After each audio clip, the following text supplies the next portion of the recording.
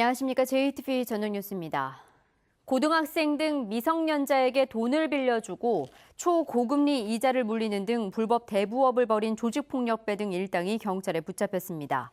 전북경찰청 광역수사대는 대부업법과 이자 제한법 등을 위반한 혐의로 모두 6명을 검거하고 조직폭력배 21살 A씨 등 2명을 구속했다고 밝혔습니다.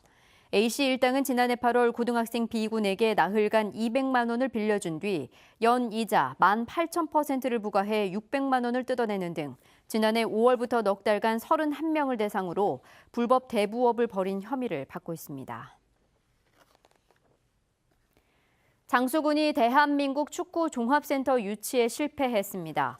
대한축구협회는 오늘 축구종합센터 부지 선정 회의를 열어 장수군 등 8개 시군 가운데 우선 협상 도시 1순위로 충남 천안시, 2, 3순위 도시로 각각 경북 상주시와 경주시를 결정했습니다. 장수군은 사업비의 94%를 부담하겠다고 제안했지만 탈락하고 말았습니다. 시군의 발전 사업 허가 권한이 확대됩니다. 전라북도는 전기 발전 사업 허가 권한의 용량을 100kW 이하에서 1000kW 이하로 높이기로 했습니다.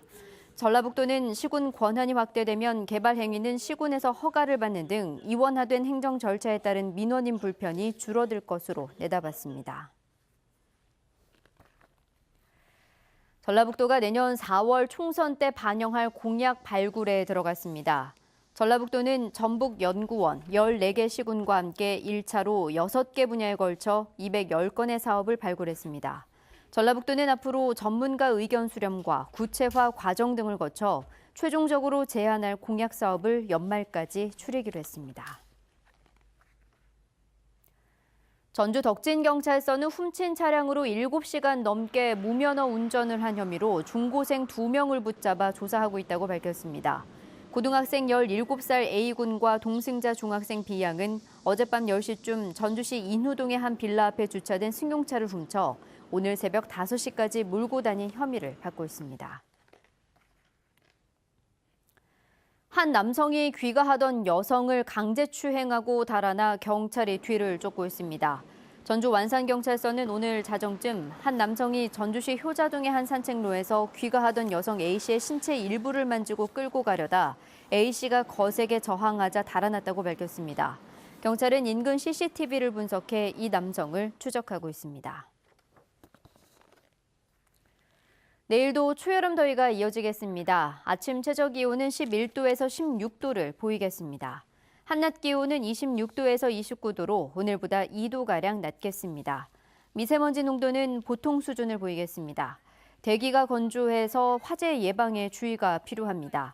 이번 고온 현상은 내일까지 이어진 뒤 주말인 모레 5에서 20mm의 비가 내리면서 기세가 한풀 꺾이겠습니다.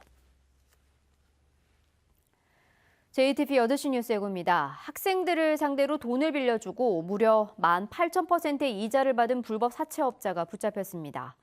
학생들이 문제나 정답에 이의를 제기하면서 중간고사가 끝난 일선 고등학교에서 재시험을 보는 사례가 속출하고 있습니다. 전주시가 롯데와 종합경기장 개발 협약을 해지할 수 있었는데도 이를 거부했다는 의혹과 관련해 시민단체가 정보 공개를 청구했습니다. 군산 등 4개 지자체가 추진하는 새만금 태양광 발전단지 사업에 주민 투자 참여율을 30% 이상 보장한다는 원칙이 제시됐습니다. 자세한 소식은 JTV 8시 뉴스에서 전해드리겠습니다.